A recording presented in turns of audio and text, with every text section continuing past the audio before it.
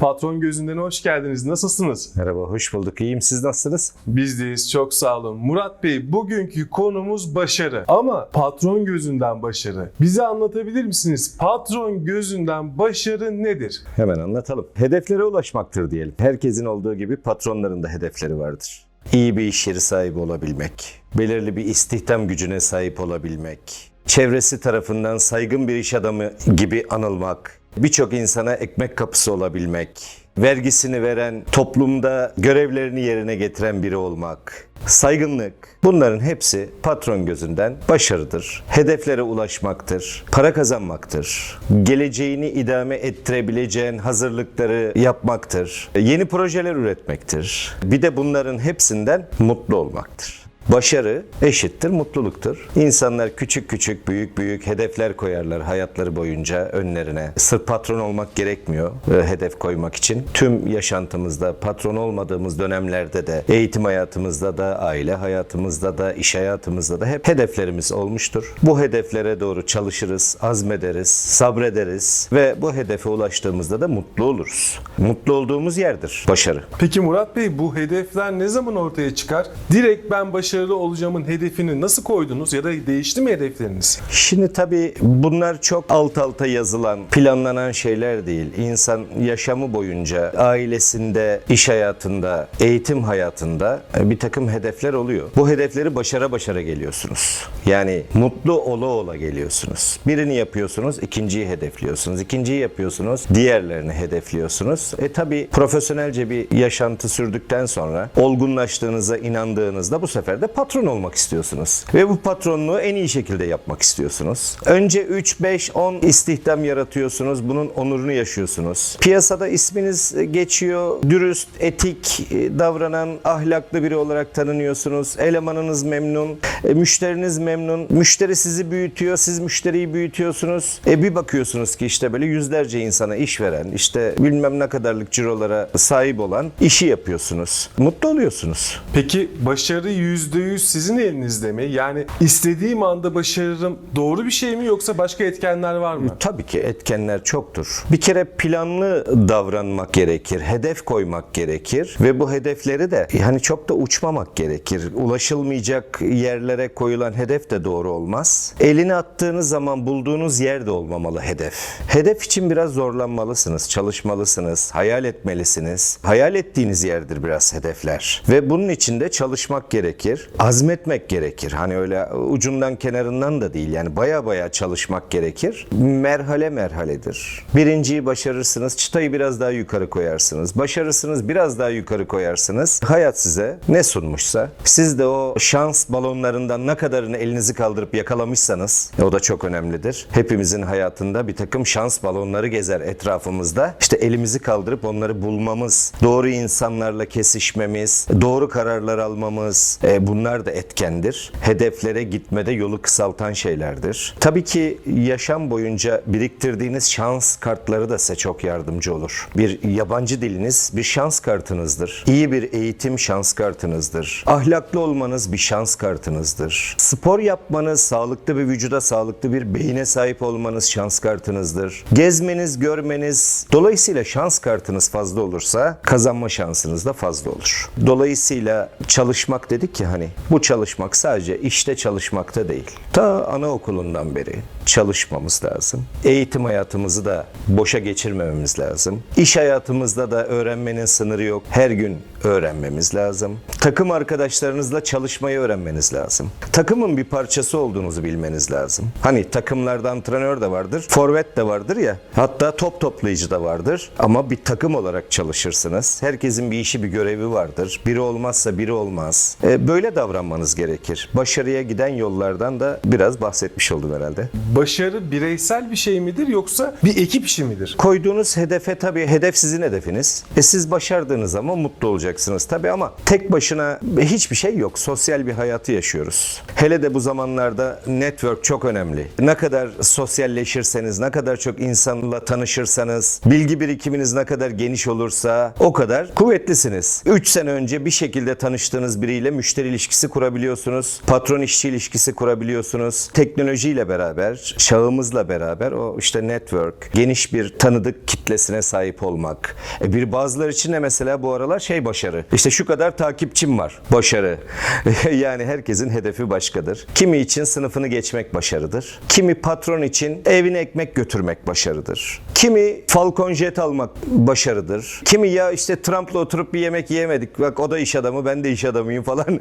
Olmadı bu iş falandır yani. Dolayısıyla tabii başarı koyduğunuz hedeflerdir. Bu mutlu eder. İnsanlarda bir de şu vardır. Hani başarı zenginliktir. Yani tamam işte adam 20 milyon dolara transfer oldu, Messi oldu, başardı.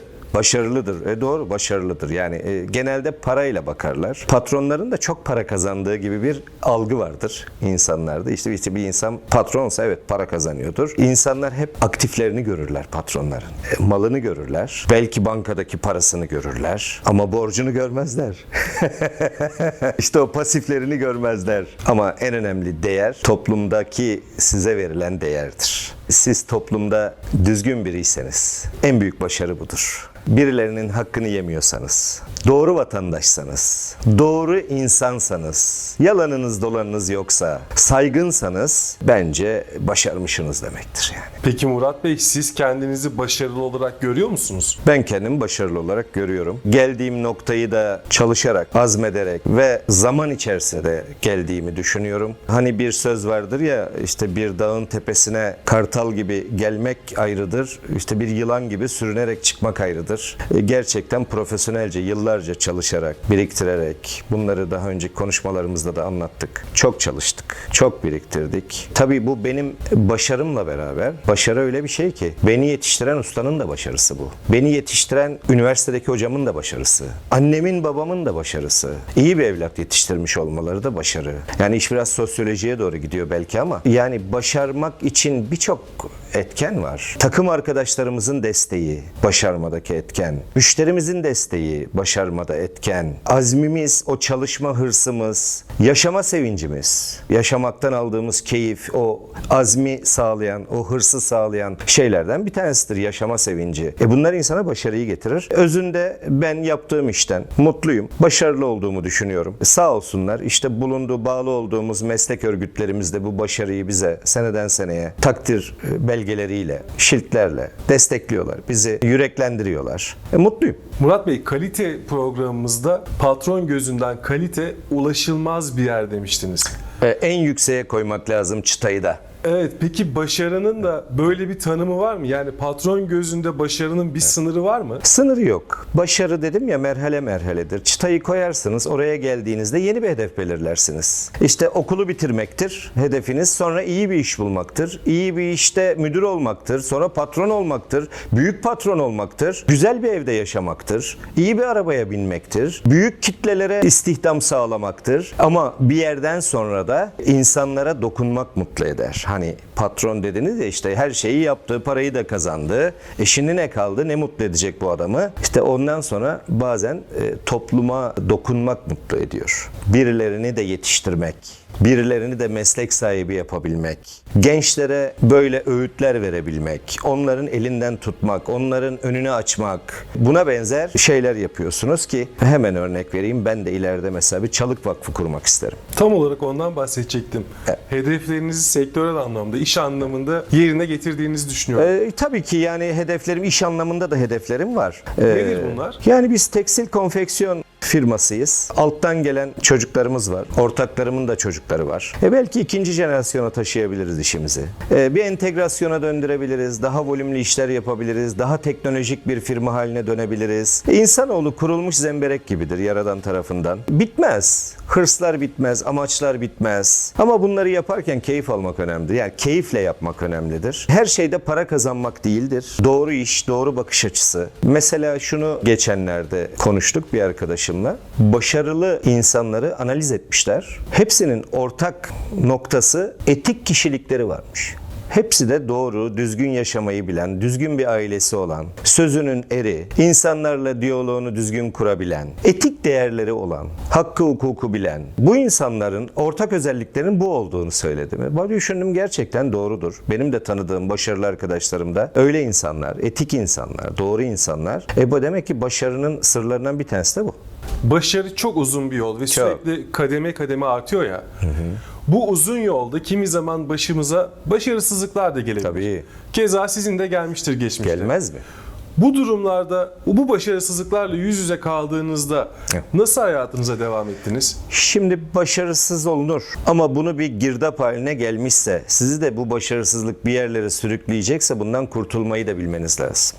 O başarısızlıkla yüzleşmeniz lazım. Olmayabilir. Bizim de denemelerimiz olmuştur. Olmaz. Orada bırakırsınız. Yeni bir hedef koyarsınız. Hani derler ya, düşmek değil, düştüğün yerden kalkmak önemlidir. Kalkmayı da bilmek gerekir. Başarısız olduğunuzu inanmışsanız, ki bazen duygusal bağlar kurarız yaptığımız işle, bırakmak istemeyiz. Ama profesyonel baktığın zaman başarısız olduğunu da bilmen, başarısızlığı da kabullenmen ve kendine yeni bir rota çizmen gerekir. Ben de öyle yaptım. Baktım ki düzgün gitmeyen bir işten sıyrıldım. Başka bir işe yaptım ve onda da başarılı oldum. Bu örneği de yaşayan çok insan vardır. Girdabın içine girmemek lazım. Yani hadi şunu yapalım, başaracağız. Az kaldı, biraz daha olmadı, şunu yapalım. Bu girdap en son sizi maddi, manevi çökertir.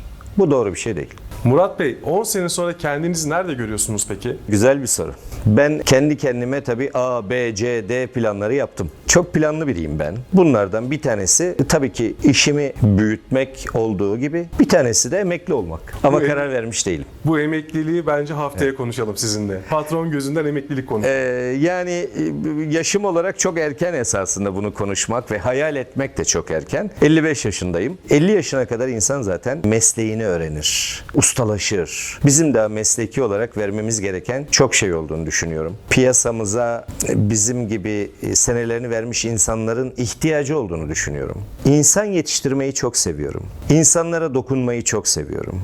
Stajyer öğrencileri yetiştiriyorum. Birçok firma stajyer öğrenci almazken biz birçok üniversiteyle sözleşmeliyiz. Alıyoruz, yetiştiriyoruz. Hatta birçoğunu da istihdam ediyoruz sonradan. Kalitede ve ihracattaki konuşmalarımızda olduğu gibi desteklediğimiz, öğrettiğimiz, yetiştirdiğimiz insanlar var. Bunlar da bir keyif, bunlar da mutluluk, bunlar da benim başarım. Benim gibi genç, Evet. mentörlüğe ihtiyacı olan bireylere başarılı olmaları için bir reçete verebilir misiniz? Tabii. Bir kere başarılı olmak bir birikimdir. Birikiminiz olmazsa başarılı olamazsınız. Zamanınızı boşa geçirmeyin. Hangi çağdaysanız, şimdi genele konuşalım. Her yaş grubuna konuşalım. Hangi yaş grubundaysanız zamanınızı doğru değerlendirin. Biriktirin, bilgi biriktirin, enerji biriktirin, hayal biriktirin, para biriktirin, mesleki bilgi biriktirin. Boşa geçirmeyin, zamanınızı boşa geçirmeyin. Kendinizi doldurun. Sonra kendinize hedefler koyun. Ulaşabildiğiniz hedefler olsun ama çok yakınınızda olmasın bu hedefler.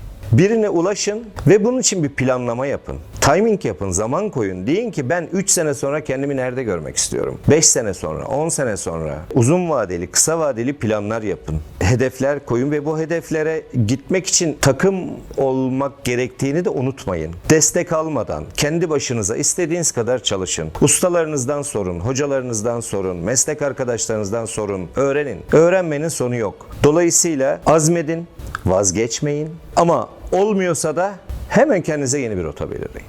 O girdabın içine de girmeyin.